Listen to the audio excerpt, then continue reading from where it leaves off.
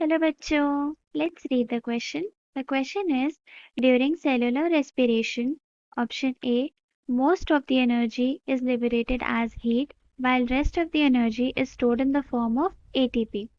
Option B, some of the liberated energy is lost as heat while most of the energy is stored in the form of ATP.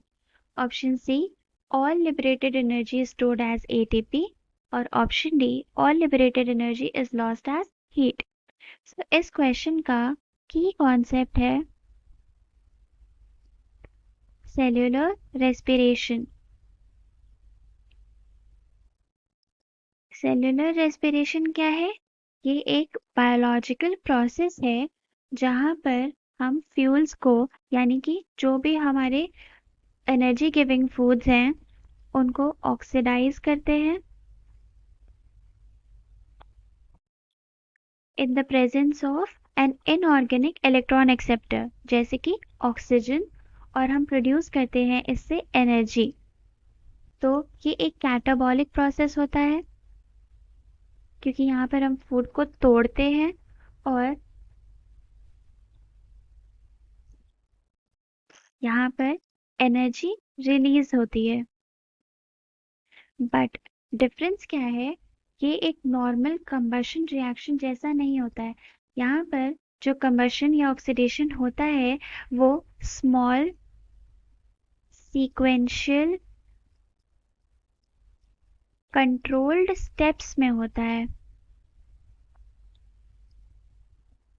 जिससे कि हर छोटे छोटे step में a little amount of energy is released, और उस little amount of energy का हम क्या करते हैं, उस लिटिल अमाउंट ऑफ एनर्जी को कपल कर दिया जाता है, coupled into formation of ATP from ADP, adenosine diphosphate में एक और एडिशनल फॉस्फेट ग्रुप को जोड़ करके हम एटीपी बना लेते हैं which is a energy currency. मतलब हम इसको जब चाहे यूज कर सकते हैं, इस बॉन्ड को तोड़ के एनर्जी को रिलीज कर सकते हैं। तो इससे होता ये है कि सारी एनर्जी एक साथ अगर रिलीज हो जाएगी तो that will be dissipated as a heat.